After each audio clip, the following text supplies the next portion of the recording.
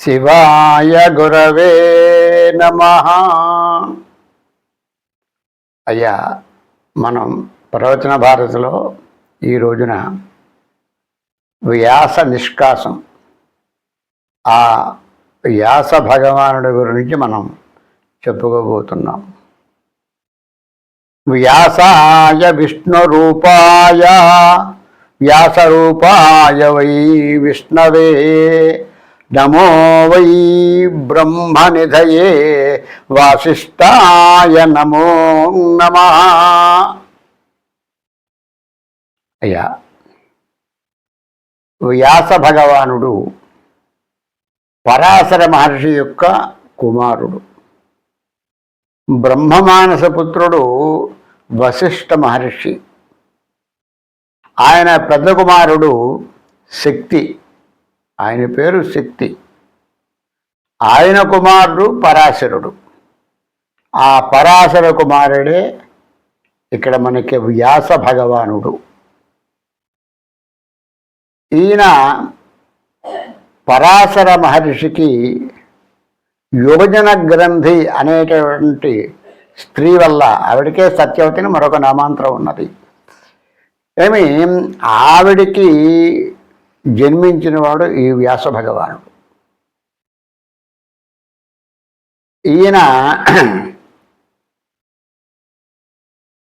చతుర్వేదాలని కూడా విడదీసి, అంటే ఇది ఋగ్వేదము, ఇది యజుర్వేదము, ఇది సామవేదము, ఇది అథర్వము అని చెప్పి 4 భాగాలుగా విభజించి 4 ఆమ్నాయాలను చేసినటువంటి వాడు వ్యాస భగవానుడు. అందుకే ఆయన్ని వేదవ్యాసుడు అన్నాడు.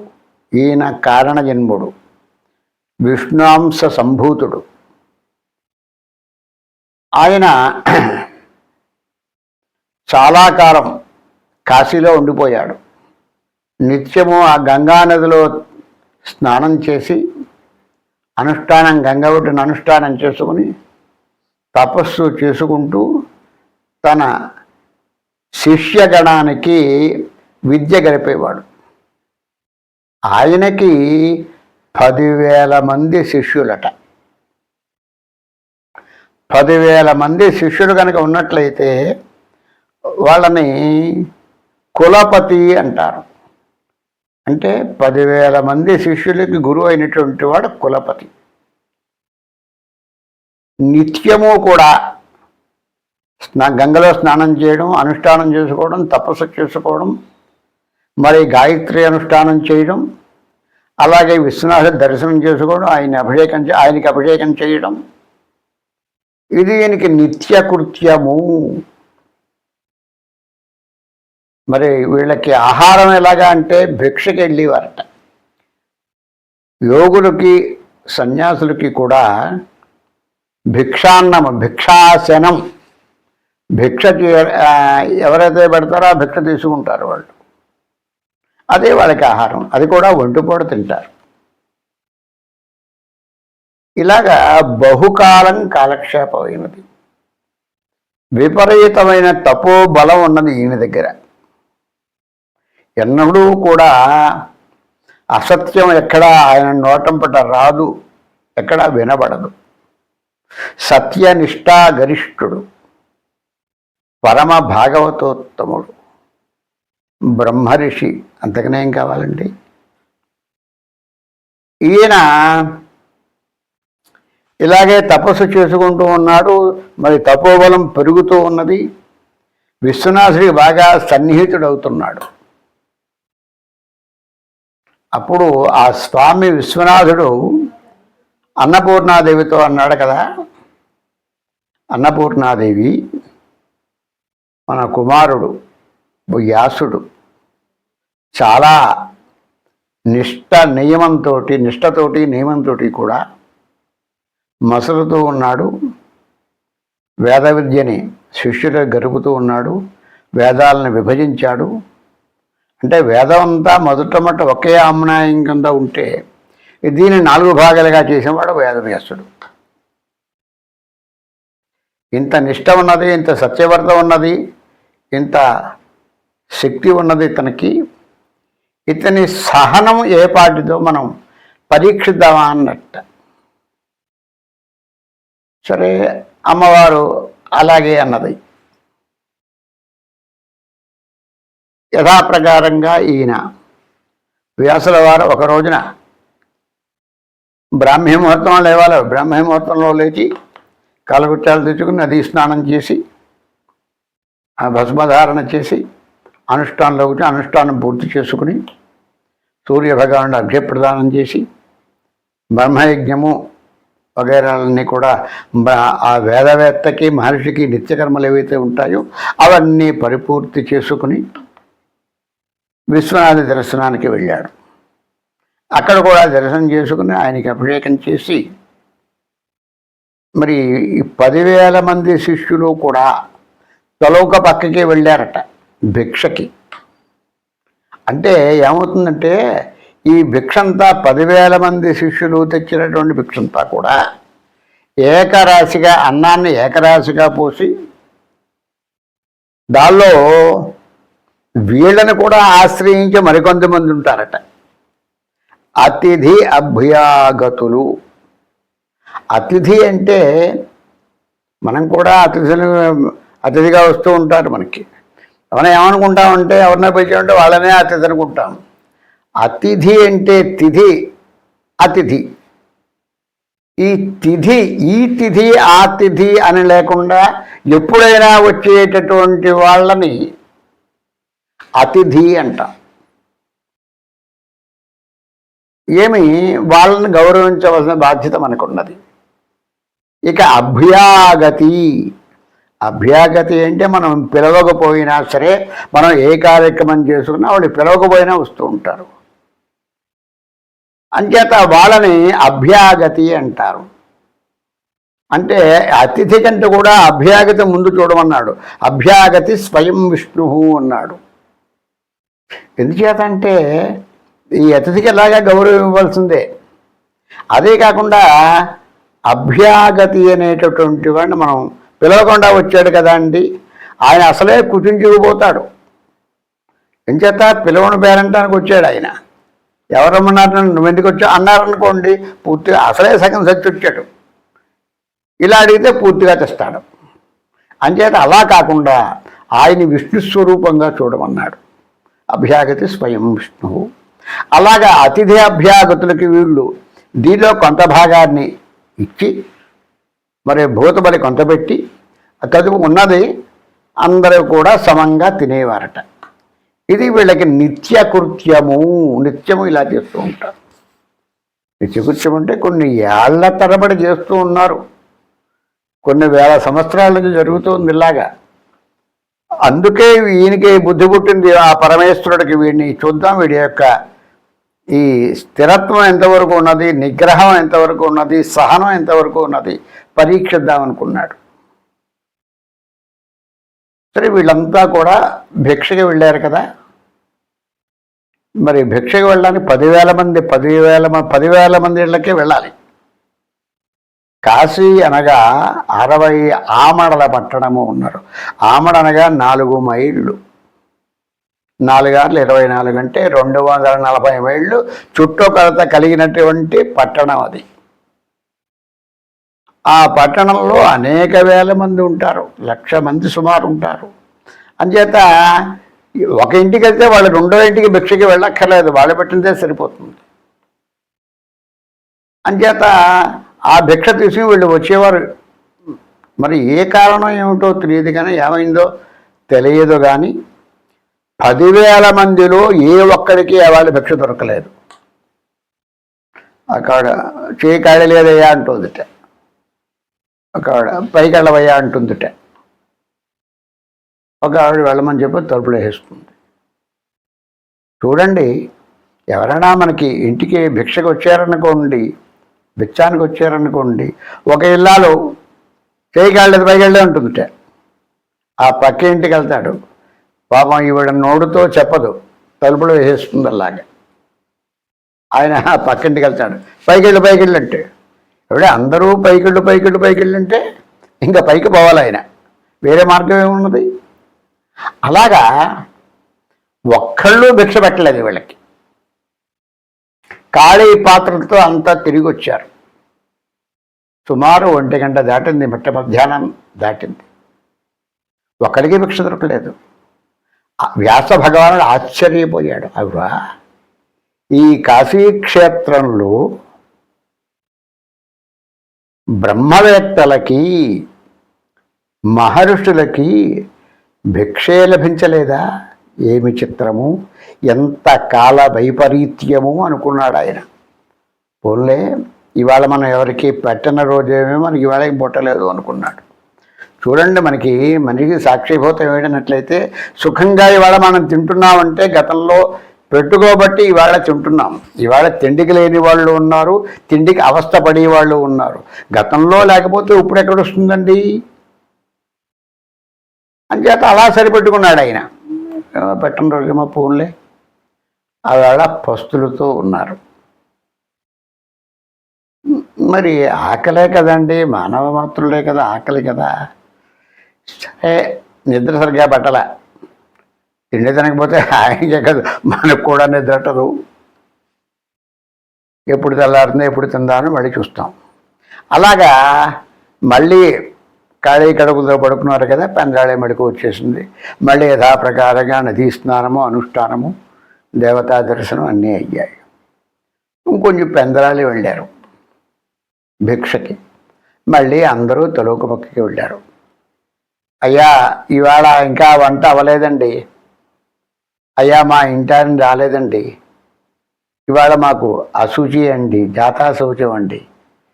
ఇవాళ వీలు పడలేదు. ప్రతి వాళ్ళు ఏదో కారణం. మళ్ళీ అలాగే మిట్ట మధ్యాహ్నం దాకా ఉండి మళ్ళీ ఖాళీ పాత్రలతో వచ్చారు. ఆశ్చర్యపోయాడు, చూశాడు ఈయన. అవురా, ఏమీ వైపరీత్యము. చూడండరా, ఎక్కడైనా గృహాలు తగలబడిపోతున్నాయేమో చూడండి, ఎక్కడైనా ఉల్కాపాతం పడుతోందేమో చూడండి, ఎక్కడైనా అనర్థం కలుగుతుందేమో చూడండి, అకాల మరణాలు ఎక్కడైనా ఉన్నాయేమో చూడండి. అంటే ఇవన్నీ కూడా జరుగుతుంటే దీనికి సంకేతం అన్నమాట. బ్రహ్మర్షులైనటువంటి వాళ్ళకి, బ్రాహ్మణోత్తములకి, తపస్సంపన్నులకి కూడా వాళ్ళకి తగిన సహకారం అందించకపోయినట్లయితే ఈ వైపరీత్యాలన్నీ వస్తాయి. అంచేత చూడండి అన్నాడు ఆయన. ఎక్కడ ఏం కనపట్టలేదు, అంతా బాగానే ఉందండి, ఏమీ కనపట్టలేదన్నాడు. ఆలోచించాడు. సరే, ఆవేళ కూడా పోలండి, ఇది మనకి పరీక్షాకాలం, పోలండి. అబ్బాయి, ఎవరు కూడా మీరు బాధపడకండి, చింతించకండి. రేపు ఖచ్చితంగా మనకి భిక్ష దొరుకుతుంది, ఏమీ అభ్యంతరం లేదు. రేపు 3వ రోజు, రేపు ఖచ్చితంగా భిక్ష దొరుకుతుంది, మనకేమీ భయం లేదు. హాయిగా విశ్వనాథం తలుచుకుని హరహర అంటూ పడుకోండి అన్నాడు. ఆ రోజల్లా భగవన్నామంతో గడిపేసి ఆ రోజు కూడా ఖాళీ కడుపులతోటే పడుకున్నారు. అసలు నిద్ర పట్టట్లేదు ఇప్పుడు. ఇంకా మరి మొదటి రోజు లేదు, 2వ రోజు ఇది. ఇవాళ కూడా ఆహారం లేదు, ఖాళీ కడుపులు. సరే, చూశారు. మళ్ళీ వేకువజామున లేచారు. మళ్ళీ యథాప్రకారంగా నిత్యకృత్యము, స్నానము, జపము, తర్పణము, అన్నీ బ్రహ్మయజ్ఞం అన్నీ చేసుకున్నారు. విశ్వేశ్వర దర్శనం చేసుకున్నారు, పరమేశ్వరుని ప్రార్థించారు. అప్పుడు గ్రామంలోకి వెళ్ళారు. అబే, యథాప్రకారానికి ఏమీ లోటు లేదు అన్నాడు. మళ్ళీ ఎక్కడా భిక్ష దొరకలేదు. ఎవరో ఏదో కారణం. వీళ్ళు సోలిపోతున్నారు, నిలబడ్డానికి కూడా ఊపిక కనబట్టలేదు వీళ్ళకి. అడుగులు తడబడుతున్నాయి. ఒక్కొక్కళ్ళే వస్తుంటే పోనీ వెనకాల వాడి తెస్తాడేమో భిక్ష, అదే సర్దుకుతుందామని చెప్పి వెనకాల వచ్చి వాళ్ళ కోసం చూస్తున్నారు. వాడు ఖాళీగా వచ్చి వెనకాల వాడు ఖాళీగా వచ్చి, అంతా ఖాళీ. ఎక్కడా కూడా పూర్ణ పాత్ర ఎక్కడా లేదని కూడా శూన్య పాత్రలే. దానిలో ఏమీ లేవు, పాత్రలంతా శూన్యం, ఏమీ లేదు. ఖాళీ పాత్రలతో వచ్చారు. అప్పుడు సరిగ్గా మిట్ట మధ్యాహ్నం 1 గంట దాటిపోయింది. అప్పుడు ఆగ్రహం కట్టలు తెంచుకు వచ్చింది వ్యాస భగవానుడికి. అవురవురవురవురా, ఏమి మదోన్మత్తత వీళ్ళకి, ఈ కాశీ క్షేత్రవాసులకి విద్యాగర్వము, రూపమదము, మోక్షమదము, ఈ 3 మదముల చేత కొట్టుకుంటున్నారు వీళ్ళు. నా అంతటి వాడు భిక్షకెళ్తే, నా శిష్యులు భిక్షకెళ్తే లేదని ఏవో సాకులు చూపిస్తారా, కారణాలు చూపిస్తారా, ఏవో కుంటి కారణాలు. సరే చూడండి, అప్పుడు నేనేం చేస్తానో చూడండి అన్నాడు. వెంటనే ఆగ్రహంతో కమండలంలోంచి నీళ్లు చేతిలోకి తీసుకున్నాడు. చూడండి, నేటి నుంచి వీళ్ళు ఏ ఏ గర్వం చేత, ఏ ఏ మదాల చేత, విద్యామదము, రూపమదము, ధనమదము, మోక్షమదము,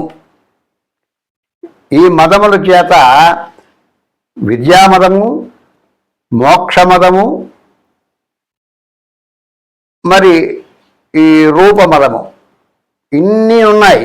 ఈ 3 కారణాల చేత కూడా వీళ్ళకి, అంటే కాశ్యాంత మరణాన్ముక్తి, కాశీలో ఎవరున్నా అందరికీ ముక్తే. అదే ముక్తి అలా తపస్సు లేకుండా కూడా వచ్చేస్తుంది ముక్తి. ఈ గర్వం చేత అందరికీ విద్యావంతులే, విద్యాగర్వం చేత అందరూ రూపవంతులే, రూపగర్వం చేత, ధనాంధత చేత కళ్ళు మూసిపోయి ఈ 3 కూడా వీడికి 3 తరాల దాకా లేకుండా పోవుగా అని చెప్పి నీళ్లు పోసుకున్నాడు విడిచిపెట్టడం తర్వాత. ఇలా పోసుకునేటప్పటికీ ఎక్కడి నుంచి వచ్చిందో 10 సంవత్సరాల బాలిక, అయ్యా మహానుభావ తాతగారు నమస్కారం అన్నదట. ఆ అమ్మాయిని చూడగానే ఈయనకి ఏదో అలౌకికమైనటువంటి అద్వితీయమైనటువంటి భావం కలిగింది. అంత కోపిష్టవాడు చల్లబడిపోయాడు, మంచులా కరిగిపోయాడు. తను శపించాలన్న విషయం కూడా మర్చిపోయాడు. ఇంతకే ఆ అమ్మాయిని చూసేటప్పటికి,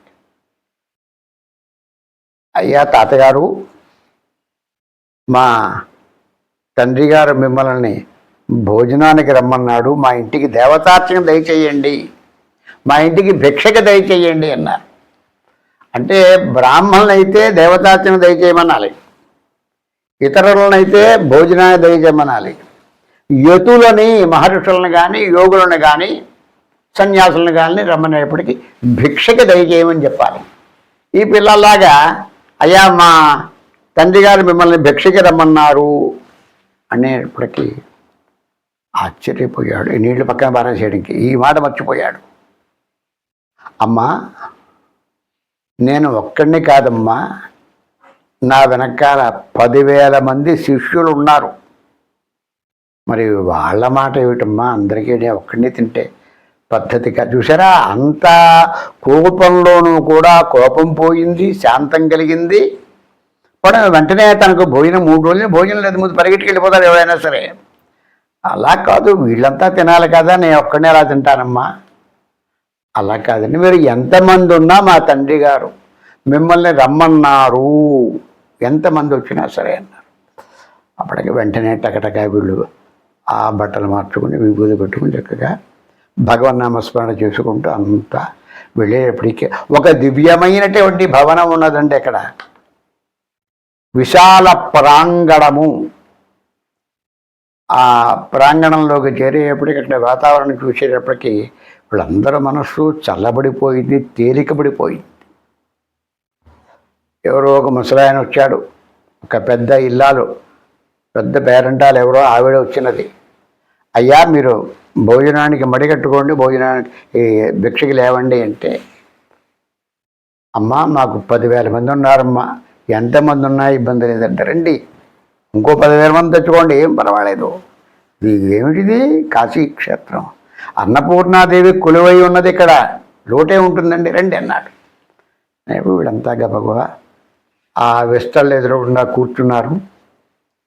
మరి ఆ ముసలాయన వ్యాస భగవానుడు పక్కన కూర్చున్నాడు. అనేక మంది వడ్డిస్తూ ఉన్నారు. ఆ ఇల్లాలందరికీ విసురుతూ ఉన్నదట. ఆ ముసలాయనికే వ్యాస భగవానుడు కూడా విసురుతూ ఉన్నది. అప్పుడంగా అందరూ తుష్టుగా భోజనం చేశారు, తృప్తిగా తిన్నారంతా కూడా. ఎప్పుడూ జీవితంలో అటువంటి భోజనం చేసి ఎరగరు వాళ్ళు.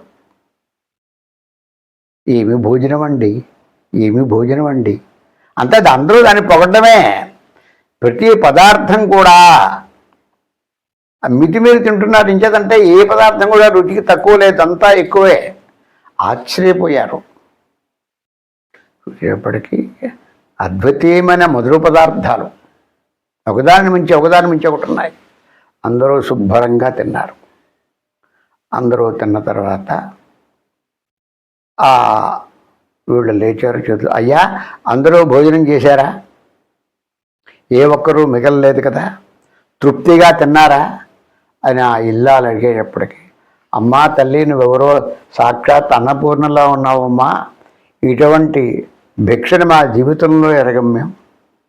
ఓహో, మా జన్మ ధన్యమైనది అని చెప్పి వాళ్ళకి చేతులెత్తి దండం పెట్టారు. అందరూ తిన్నారు, అందరూ తృప్తిగా ఉన్నారు. వీళ్ళు లేచి ఒక చోట కూర్చున్నారు. పెద్ద ఆయన వ్యాస భగవానుడు కూడా ఒక చోట కూర్చున్నాడు. అప్పుడు ఆ ముసలావిడ ఆ భర్త కడ్డితో సైగ చేసింది. ఒకసారి అలా అంటే ఆయన సంగతి ఒక్కసారి చూడన్నట్లుగా, ఎవరిని? వ్యాసుడిని చూడమని చెప్పింది ఆవిడ. ఎవరండి ఇంతకీ వీళ్ళు ఈ ముసలి దంపతులు?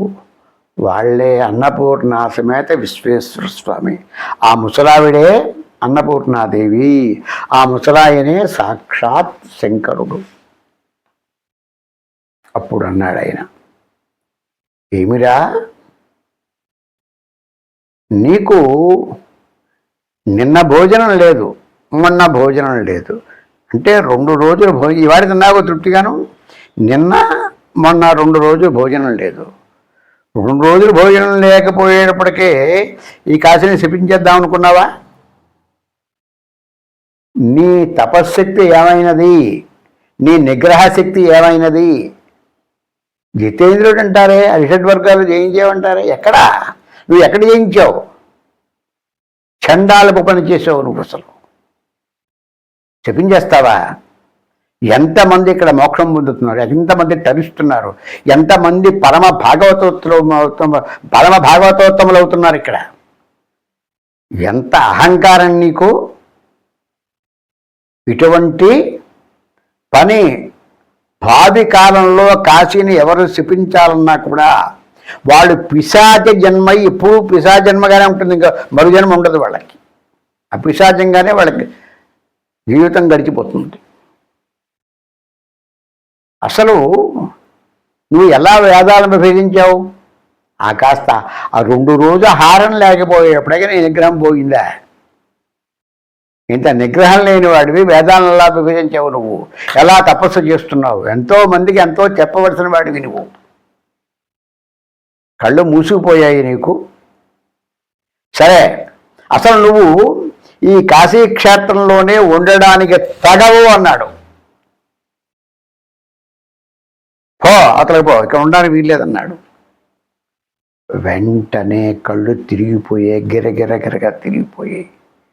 వెంటనే అమ్మవారి కాళ్ళ మీద, అయ్యవారి కాళ్ళ మీద పడి, మహానుభావ, అజ్ఞానాంధకారం చేత నేను మిమ్మల్ని తెలుసుకోలేకపోయాను, నిగ్రహించుకోలేకపోయాను, నన్ను మన్నించండి అని చెప్పి కాళ్ళ వెళ్ళ పడి కన్నీరు మున్నయ్యే ఏడుస్తే ఆ శంకరుడు దయాశంకరుడు, భక్తవశంకరుడు అయినప్పటికీ కూడా ఎంతటి వారైనా సరే తప్పు చేసినట్లయితే, వక్ర మార్గంగా ఉన్నట్లయితే ఎవరిని విడిచిపెట్టడంటే సాక్షాత్తు వ్యాస భగవానుడంతటి వాడినే విడిచిపెట్టలేదు. ఇంకెవరిని విడిచిపెడతాడు ఆయన? ఆయన అనుగ్రహం కలిగిందా ఎవరినైనా క్షమిస్తాడు, ఎవరినైనా తరింపజేస్తాడు. చేత ఆయన నా శాపానికి తిరుగులేదురా. ఇక్కడికి 2 క్రోసుల దూరం అంటే 4 మైళ్ళు అవతల, అక్కడ పో, అక్కడ ఉండు, రాజకోట ఉన్నది కదా, అక్కడ పో, ఆ పక్క నుండి పో అన్నాడు ఆయన. అయ్యా మహానుభావ, నన్ను కొంచెం మినహాయింపు ఇవ్వండి, నాకు అక్కడికే వెళ్ళిపోతా, మీరు చెప్పిన ప్రకారంగా మీ ఆజ్ఞానుసారం వెళ్ళిపోతాను నేను. నిత్యము వచ్చి నేను మీకు అభిషేకం చేసుకునే వరం ఇవ్వండి చాలు. నిత్యం ఒకసారి మీ దర్శనం లేకపోతే నేను బతకలేని ఉండలేను అంటే తదాస్తు అన్నాడు ఆయన. వెంటనే 2 కురుసుల దూరం దాటి వెళ్ళిపోయాడు. అక్కడే వ్యాసాశ్రమం అని చెప్పి ఆశ్రమం నిర్మించి అక్కడ ఉండిపోయాడు ఆయన. అదే వ్యాసకాశి. చూడండి, ఇవాళ కూడా కాశీ పెడితే ఆ వ్యాసకాశి పెడతాం మనం. ఖచ్చితంగా అక్కడ కూడా దర్శనం చేసుకుంటే కానీ పరిపూర్ణమైన ఫలితం మనకి రాదు అనే నానుడి. అంచేత వీళ్ళంతా కూడా ఎవరు వెళ్ళినప్పటికీ కూడా, కాశీ వెళ్ళినప్పటికీ కూడా ఖచ్చితంగా రాజుగారి కోట చూస్తాం, వ్యాస మందిరం చూస్తాం, ఆ వ్యాస భగవాన్ని దర్శించుకుంటాం, వస్తాం ఇంటికి. ఆయన అక్కడి నుంచి కూడా ఎప్పుడూ కూడా కాశీలో ఉండడానికి మాత్రం వీర్లేదు ఆయన. ఈ ప్రకారంగా ఆ గర్వభంగం అయినది ఆయనకి.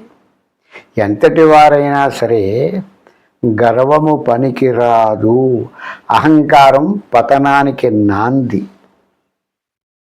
అంచేత ఈ విషయాన్ని మనం గ్రహించి అంతా కూడా అహంకారానికి దూరంగా ఉండి అణకువతోటి మంచి మనస్సుతోటి ఆ పరమేశ్వరుని ఆరాధిద్దాం. స్వస్తి.